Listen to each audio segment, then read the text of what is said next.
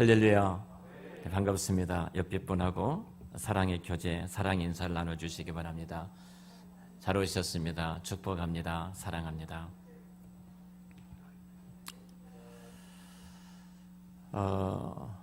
저와 여러분은 하나님을 아버지로 믿고 아버지로 고백하며 이 땅을 살아가고 있습니다. 그렇다면 과연 하나님을 아버지로 믿고 살아가는 우리의 삶에 그 하나님이 실제화되어지고 실감을 하면서 우리가 하루하루를 살아가고 있는지 한번 질문해 봅니다. 천지와 만물을 창조하신 하나님, 우리를 구속하여 하나님의 자녀 삼아주셨던 그 은혜 아래 우리가 살아가는데요, 우리가 그 하나님을 아버지로 모시고 살아가는데 그 아버지 되신 하나님을 내 전 삶 영역 속에서 얼마나 누리며 얼마나 실제하며 살아가고 있는가. 그런 자의 삶은 어떤 모습일까? 우리가 이 코로나19가 이제 종식이 거의 되어진 것 같습니다. 자유스럽게 우리 식당과 우리 사람들이 교제를 나누는데, 어제도 그 야외로 나가는 사람들을 보니까 서울서 거의 양평까지 뭐 주차장이 되다시피 많은 사람들이 밖으로 나가는 것을 봤습니다. 참 힘든 시간을 그동안 우리가 보내왔죠.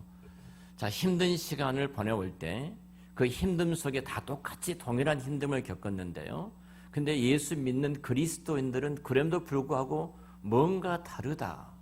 혹시 그런 말을 들어보신 적 있습니까? 당신 예수를 믿는데 뭔가 달라.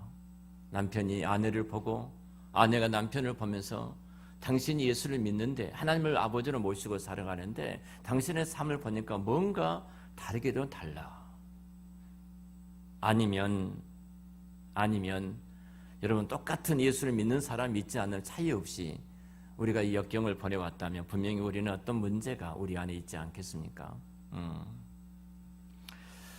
성경에 보면은 그런 인물들이 종종 등장하죠. 우리 주변에도 다 같이 마찬가지입니다만 성경의 예를 들겠습니다.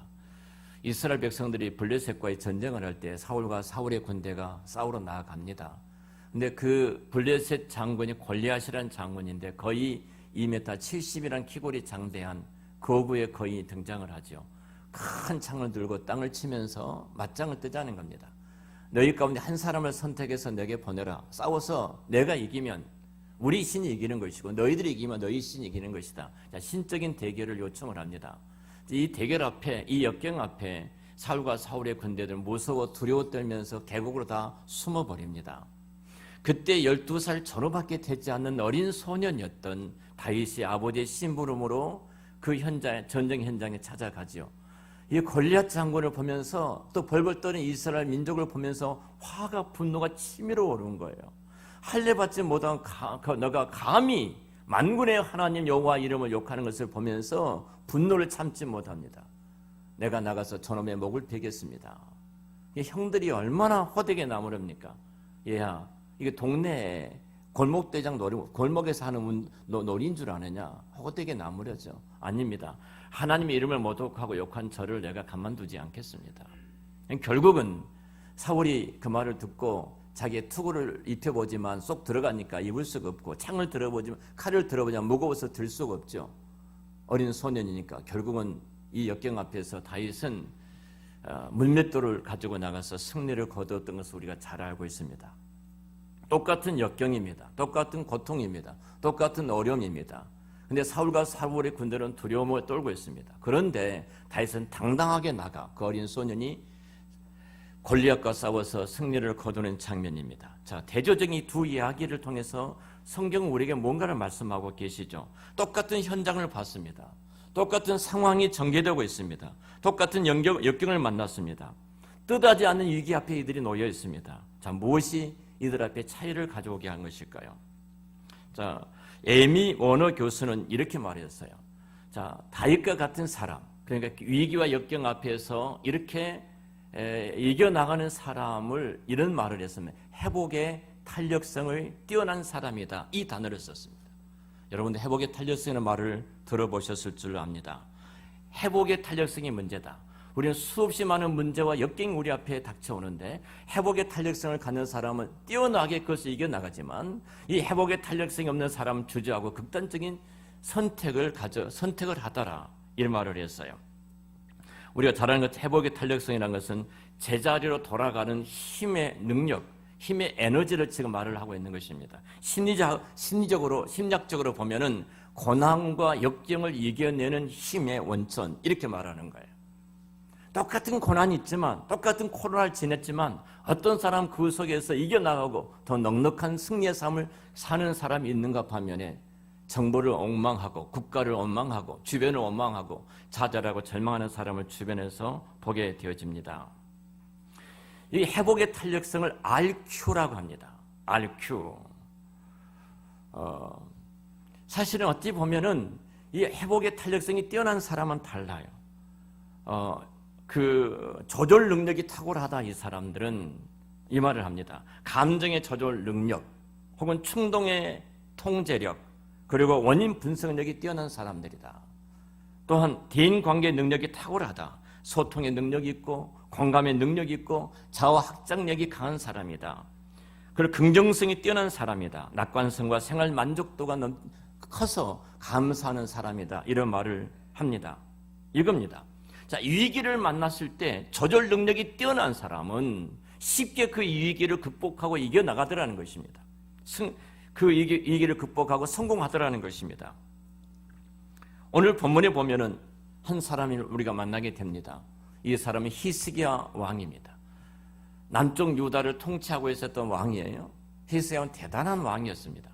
그런데 아수르의 그 산에닙 왕이 18만 5천 명의 군대를 이끌고 침공해 왔습니다.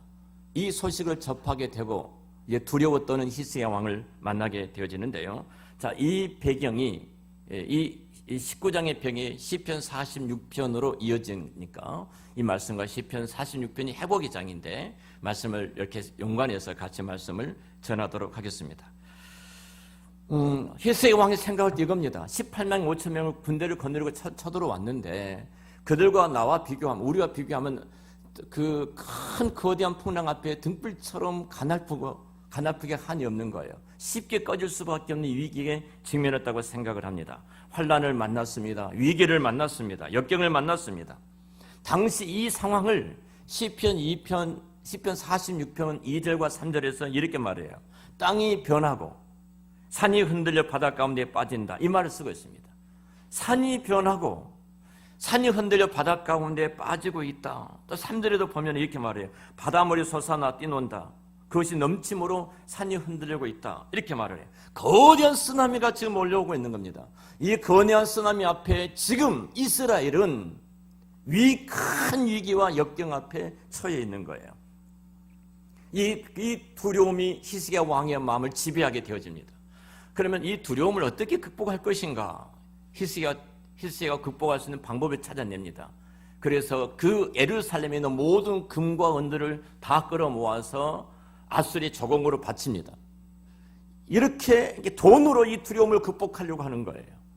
금은으로 두려움을 극복하려고 하는 거예요. 근데 이것으로 마음이 안 풀어지니까 성전과 성에 있는 그 금으로 이렇게 도금해놨던 것들을 그 금가루를 다 긁어가지고 바칩니다. 그래도 이 사내님이 물러서질 않습니다.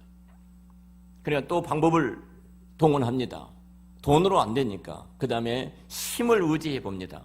애굽의 사람을 보내서 도움을 요청합니다. 우리 큰일 났습니다. 좀 도와주시기를 바랍니다. 그런데 이 도움 요청 앞에도 애굽이 거절을 해버립니다. 자, 최소한 이 두려움의 마음을 돈으로 극복해 보려고 세상의 힘을 가지고 의지해서 극복해 보려고 했는데 사라지지 않는 거예요. 여러분 히스기야 왕이 얼마나 대단한 왕인 줄 아십니까? 이 사람이 25살의 왕에 오르는 사람이에요. 그 성경에 하나님 마음에 합하다고 말할 때 합한 자로 말할 때 그 사람 46명의 남쪽과 유다 왕 가운데 남쪽 유다와 북쪽 이스라엘 왕 가운데 46명의 이스라엘 왕이 있었는데요. 내 마음에 합하다고 말할 때 다윗과 히스기야 왕을 이야기합니다. 그는 하나님 앞에 정직하게 행한 자였습니다. 뿐만 아니라 히스기야 왕은 대단한 일을 했어요. 산당을 제거하고 누구도 손대지 못했던 여러분 잘 아는 우리가 노병까지 끌어내려가지고 다 깨뜨려버렸던 사람이 바로 히스기야 왕입니다.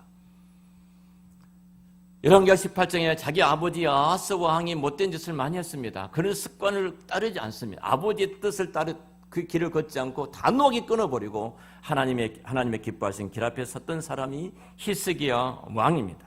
담대한 왕이었고, 그리고 하나님을 사랑하는 왕이었습니다. 하나님을 의지하는 왕이었습니다. 성경에 이처럼 히스기야 왕을 대해서 대단한 칭찬을 아끼지 않고 칭찬을 들었던 사람이 히스기야 왕이에요. 자, 그런데 아수르와 사내님이 18만 5천 명을 거느리고 쳐들어오니까 그만 두려움이 질식하고 맙니다. 이 두려움이 자기 조절 능력을 상실해버리고 판단력도 잊어버리고 하나님을 의지하는 것도 잊어버리고 그런 이제 세상적인 방법으로 이 문제를 해결하려고 몸부림을 쳤던 사람이 히스기야 왕입니다. 평소에 신앙생활 잘하는 사람도 우리 주변에 좀 어려움이 겪어지면 그 신앙이 밑바닥까지 떨어져서 허우적거리는 사람을 주변에서 보게 되어집니다. 믿음 생활을 잘하던 사람 같았는데 사업이 어려우니까 그냥 주저앉아서 울고 있는 사람을 보게 되어집니다. 몸이 이상이 오니까 세상이 무너진 것처럼 그 몸을 끌어안고 고통하면서 울고 있는 사람을 주변에서 보게 되어집니다. 자, 하나예요. 회복의 탄력성을 모두 다 잊어버렸던 사람들입니다. 자, 누가 그러면 회복의 탄력성을 갖고 능력 있는 그리스도인의 삶을 살아갈 수 있겠는가 하는 부분입니다. 바로 우리 회복의 진정한 능력과 힘을 주시는 분은 하나님이신 줄로 믿습니다. 그 하나님이 주셔요. 히스기야 마음은 이런 마음이죠. 지금 그가 갖고 있는 마음은 뇌물로도 신앙을 포기하면서 애굽 사람을 의지하면서 좀 이 두려움을 극복해 보려고 몸부림을 쳐봤지만 그런 두려움은 점점 그의 마음을 지배하고 있습니다. 우리 나라가 망하게 될 것이다. 그리고 우리는 죽게 될 것이다. 우리 처자식은 다 포로로 끌려가게 될 것이고 우리의 모든 소유는 바로 아수르의 그 나라 것이 될 것이다. 그런 두려움이 찾아오죠. 보편적으로 우리가 두려움을 갖게 될 때는 이 두 가지 반응을 가질 수 있어요. 하나는 긍정적인 반응입니다. 자, 목사가 설교를 합니다만 이 설교에 대한 두려움이 얼마나 큰 줄 아십니까? 우리나라 뛰어난 설교가를 두 분을 듭니다. 고옥하는 목사님하고 이동원 목사님을 말을 합니다. 이분들이 그런 말씀하셨어요. 설교가 끝나기 전까지 나는 때로는 어떤 지옥을 통과하는 것처럼 힘든 시간을 보내고 있다. 이 말을 해요. 얼마나 두렵습니까? 말씀을 준비하고 말씀을 연구하고 설교하지만 설교자의 그런 두려움이 그 마음을 가져요. 근데 그 두려움은, 긍정적인 그 두려움은 철저하게 나의 무능함을 인정하고 정말로 하나님께서 은혜를 주시지 아니하시면 내가 아무리 설교를 잘 준비하고 많이 묵상하고 많이 연구하고 탁월한 말씀을 준비했다 할지라도 하나님의 그 은혜와 그 긍휼을 베풀어 주시지 아니하시면 나는 아무것도 할 수가 없습니다. 그 두려움은, 긍정적인 두려움은 철저하게 하나님을 바라보고 하나님을 의지하게 만들어요. 사업처도 마찬가지입니다. 사업이 어려움이 찾아올 때 우리 마음속에 긍정적인 두려움이 찾아오면 지금까지는 내가 경영했던 사업도 있지만 나의 힘은 여기밖에 할 수가 없구나. 하나님이 도와주시지 아니하시면, 하나님이 개입해 주시지 아니하시면, 하나님께서 공고해 주시고 신방해 주시지 아니하시면 나는 아무것도 이룰 수가 없습니다. 이 긍정적인 두려움은 철저하게 하나님을 의지해요. 우리 육체적인 질병도 마찬가지입니다.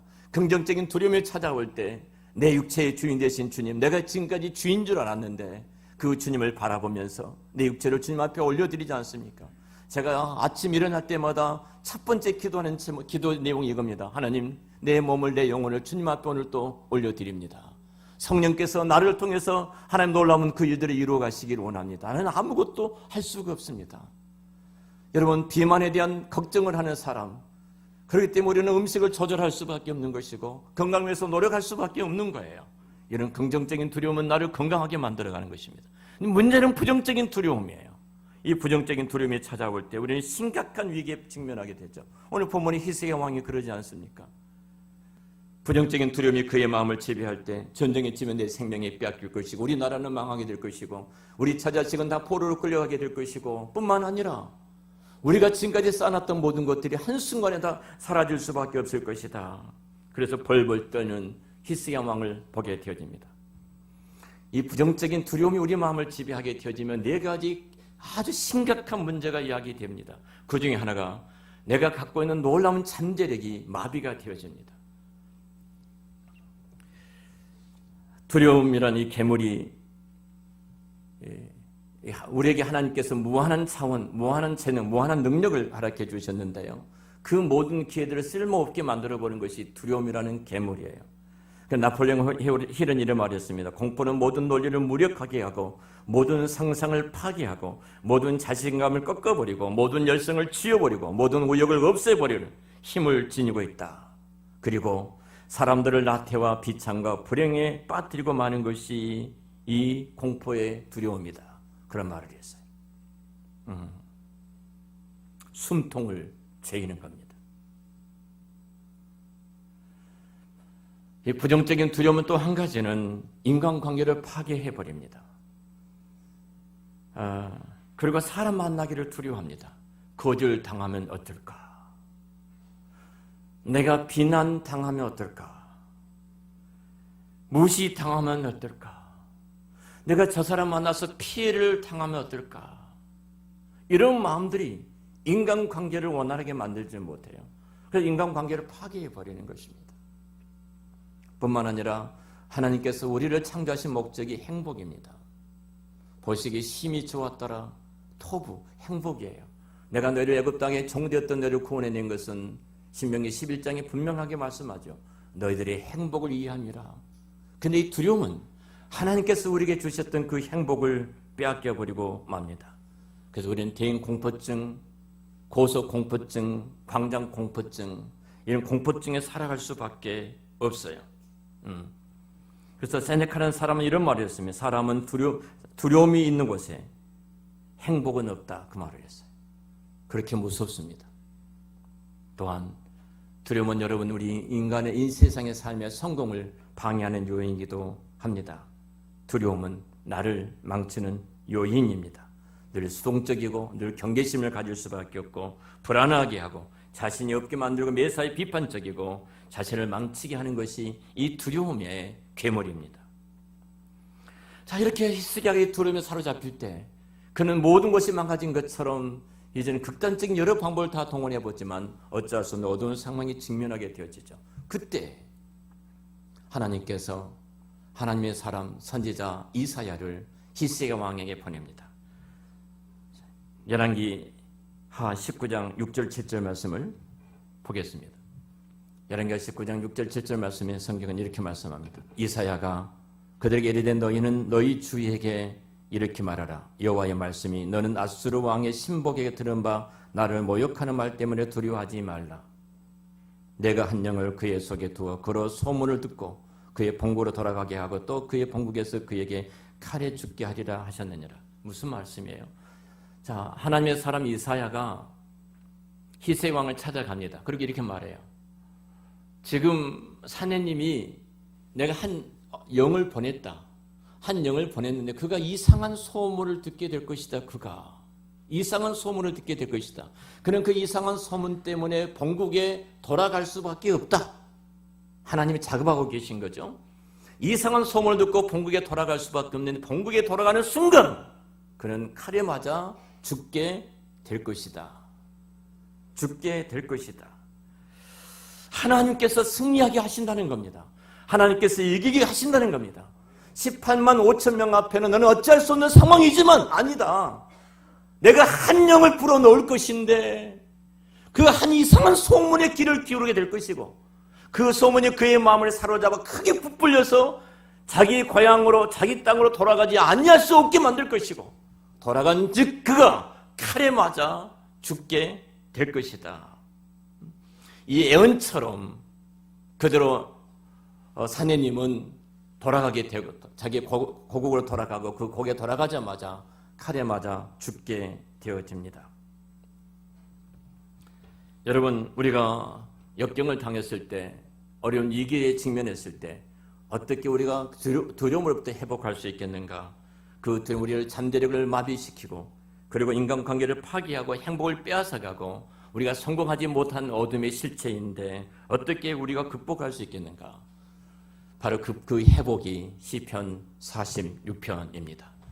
시편 46편 1절 말씀 우리 큰 소리로 함께 읽도록 하겠습니다. 46편 1절입니다. 하나님은 우리의 피난처시요 힘이시니 환난 중에 만날 큰 도움이시라. 하나님은 우리의 피난처시요 자, 7절에도 이 말씀 좀 줄을 한번 그으십시오. 자, 7절에도 동일하게 7절 하반절로 이렇게 이야기를 합니다. 만군의 여호와께서 우리와 함께 하시니 야곱이 하나님 우리의 피난처시다.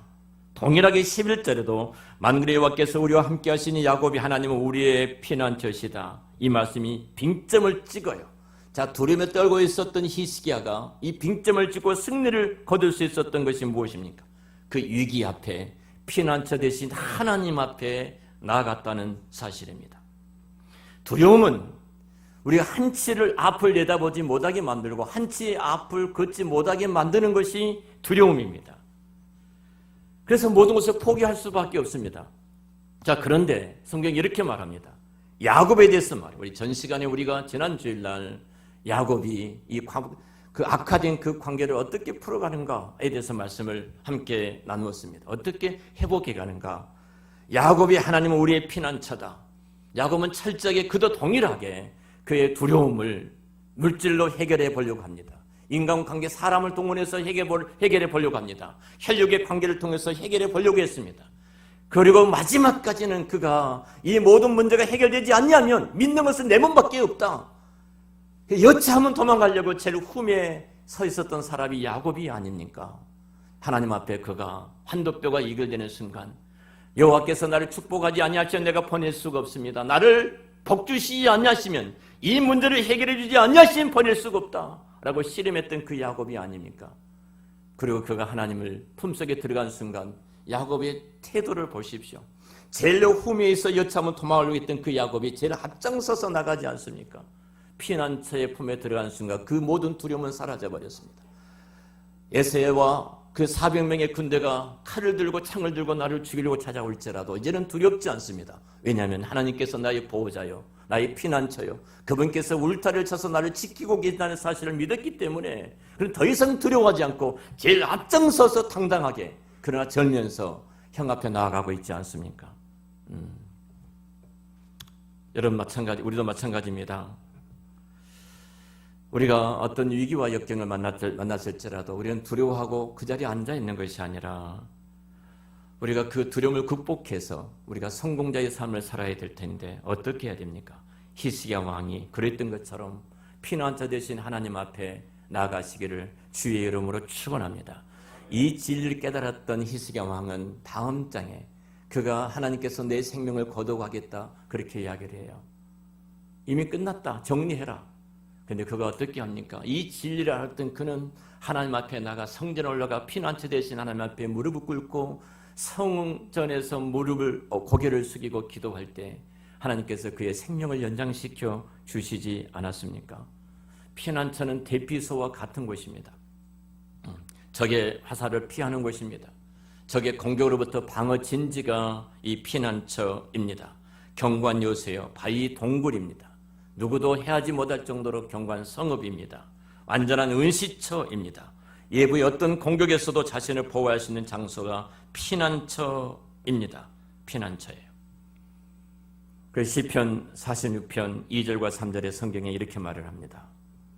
그러므로 땅이 변하든지 산이 흔들려 바다 가운데 빠지든지 바닷물이 솟아나고 뛰놀든지 그것이 넘침으로 산이 흔들릴지라도 우리는 두려워하지 아니하리로다. 왜요? 하나님께서 나의 안전한 피난처가 되시기 때문에 이 말씀입니다. 사업이 흔들려도 건강의 위협이 찾아와도 때론 야곱과 에스처럼 인간관계가 뒤틀려 있어도 미래가 불투명해도 앞날이 캄캄해도 돈이 없어도 인간의 힘으로 어쩔 수 없는 재해가 다가온다 할지라도 여러분 우리가 두려워하지 않는 것은 하나님이 저와 여러분의 피난처 되시기 때문에 담대하게 이 길을 걸어가게 된 줄로 믿습니다. 그런 자만이 그 날개 아래 들어가는 자만이 승리의 삶을 살아갈 수 있어요. 날개 아래 들어가는 것이 뭐예요? 기도하는 것 아니겠습니까? 기도하는 겁니다. 여러분 기도 응답을 체험해 보셨습니까? 여러분이 아무리 어려운 역경과 환경에 직면했다 할지라도 내가 하나님 앞에 무릎을 꿇고 기도하는 순간 그 살아계신 하나님께서 천사들을 동원하여 천군 천사를 동원하여 나를 지키시고 나의 필요를 채워주시는 그 하나님을 만나보셨습니까? 그 하나님을 내 아버지로 실존하는 사람은 이 세상에 어떤 것이 찾아와도 두렵지 않아요. 제가 한번 말씀을 드렸죠. 어느 교회가 미국을 갑니다. 올여름 방학 동안에 2개월 동안 가요. 40명의 학생들이 갑니다. 1인당 450만 원입니다. 근데 교회에서 단 1원도 도와주지를 않습니다. 그 철저하게 가기를 원하는 사람은 원서를 내놓고 기도를 요청을 했습니다. 근데 참 아픈 한 부인이 여자 성도님이 계십니다. 혼자서 두 아이를 키우는 아픈 성도님이에요. 무슨 돈이 있겠습니까? 근데 두 아들들이 또 가고 싶어 하는 거예요. 근데 돈은 없습니다. 그래서 교회가 요청하는 것처럼, 목사님이 요청하는 것처럼 하나님만을 바라보자. 우리 하나님 앞에 나가서 기도하자. 그리고 두 아이들을 끌어안고 늘 새벽에 나가서 기도하고 하나님 품에 들어가자. 하나님 안으로 들어가자. 그리고 계속 기도를 시작을 합니다. 근데 갑자기 목사님에게 한 분의 전화가 왔습니다. 목사님, 제가 기도하는데 성령 하나님께 제 마음에 감동해 주셨는데 누구 가정이 늘 내 머릿속에 떠오르게 하고 그것을 기도하게 하셔서 제가 그 가정을 위해서 500만 원을 드리겠습니다. 헌금해 주신 거예요. 그 어떤 분이 또 연락이 온 거예요. 두 사람의 모든 미국의 사역비가 다 채워졌습니다. 중요한 것은 이거예요. 어린 두 아이들이 엄마와 함께 기도하면서 하나님의 인도하심을 기다렸어요. 그리고 하나님이 살아계신 것을 이 사실을 통해서 체험하게 된 겁니다. 뭐가 두렵겠습니까? 이 세상에 어떤 것보다 이 학생들은요, 세상의 모든 것을 다 얻은 능력과 그 힘을 가진 학생들이 되어졌어요. 저는 제발 교회가 돈으로 아이를 키우려고 해서는 안 됩니다. 기도로 키워야지. 기도 사역이 돼야 되지. 학생부도 기도해야 되고, 청년부도 기도해야 되고, 유치와 주도 기도해야 되지. 기도하면서 하나님 우리 인생 가운데 개입하셔서 우리의 필요를 채워주시고 공급해 주신 그 하나님을 만나면 일평생 동안 이 청년들은, 이 학생들은 하나님의 그 능력으로 이 세상을 살아갈 수가 있게 되어진 거예요. 세상에 손을 벌리지 않습니다. 하나님이 그들의 아버지가 되어주시는 거예요. 하나님 우리 피난처가 되어주시는 거예요. 이 학생들이 어찌 보면 정말로 우리 다음 세대를 바라보며 마음이 아픕니다. 비빌 언덕이 없습니다. 부모 같은 데에서 유산을 물려줄 것입니까? 교회 같은 데에서 뭘 할 수 있도록 물려줄 수가 있는 것입니까? 아무것도 없습니다. 그러나 저들이 인격적으로 예수 그리스도를 구주와 주님으로 만난다면 그들은 천하를 소유한 가장 위대한 하나님의 백성들이 되어줄 줄을 믿습니다. 하나님은 그렇게 오늘도 일해 가시는 거예요. 뭐가 두려워요? 우리 개인도 마찬가지입니다. 제가 서로 이런 질문했어요. 하나님을 아버지로 얼마나 실제적이고 실존 속에서 느끼면서 살아가고 계십니까?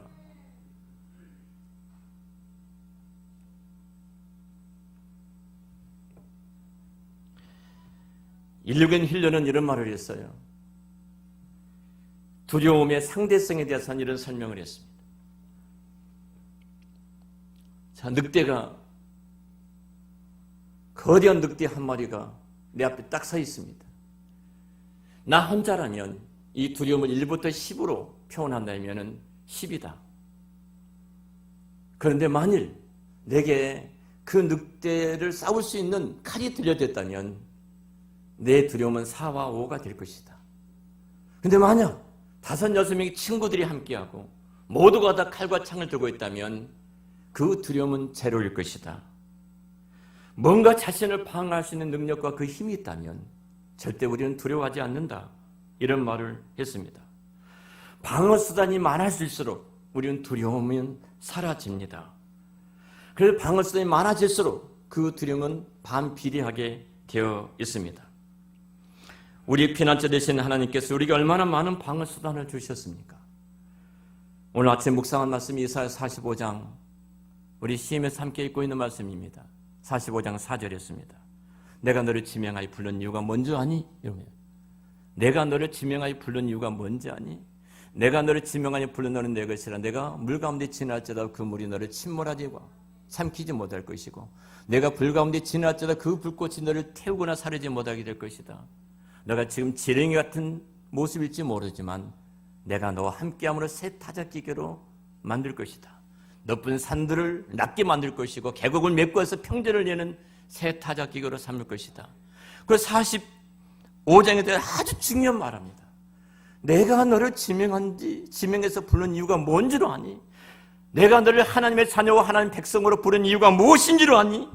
내가 너를 택한 이유가 딱 하나예요. 내가 너를 도우려고. 할렐루야. 하나님 우리를 도우시려고 우리를 부르셨다는 겁니다. 도우시려고. 내가 너에게, 너가 나를 알지 못할 때에 내가 너에게 명예를 주었는데, 자녀라는 명예를 준 것은 딱 하나예요. 내가 너를 도우려고. 내가 너를 도우려고. 하나님께서 우리가 얼마나 많은 방어 그 수단을 주신 줄 아십니까? 성경 분명히 이렇게 말해. 믿는 자가 능치 못할 일이 없다. 마태복음 9장 26절에 사람으로는 할 수 없으나 하나님은 다 하실 수 있는다. 아멘. 진짜 내가 할 수가 없기 때문에 두렵다면 떨지 마십시오. 하나님 모든 것을 다 이루어 주실 줄로 믿습니다. 야고보서 1장 5절에 너희 중에 누구든 지혜가 부족하거든 모든 사람에게 후히 주시고 꾸짖지 아니하신 하나님께 구하라. 그리하면 주시리라. 할렐루야. 지혜를 주십니다. 세상 사람들이 알지 못한 것을 알게 하시고 세상 사람들이 보지 못한 것을 보게 하여 주실 줄로 믿습니다. 그 하나님 앞에 구하라는 겁니다. 마태복음 7장 7절에 구하라 그러면 너에게 주실 것이요 찾으라 그러면 찾을 것이요 문을 두드리라 그러면 너에게 열릴 것이다. 할렐루야. 하나님 앞에 구하는 이 선물을 주셨어요. 히스기야 왕이 이사야의 이 말을 듣고 하나님 앞에 나가서 엎드려 기도합니다. 그때 그의 두려움은 사라지고 정말로 하나님께서 한 영을 기도하는 순간 한 영을 보내신 거예요. 그래서 하나님 이 왕이 이상한 소문을 듣고 그 소문 앞에 매인받게 됩니다. 그리고 더 이상 이스라엘을 공격하지 못하고 자기 고향 땅에 가게 만드시고 그곳에서 칼에 맞아 죽게 함으로 이스라엘의 승리를 거두게 하신 하나님이신 줄을 믿습니다. 그 피난처 대신 하나님 앞에 히스기야 왕처럼 여러분 무릎을 꿇으시고 두 손을 드심으로 그 두려움이 축복이 되는 은혜가 있으시기를 우리 주의 이름으로 축원합니다. 기도하겠습니다.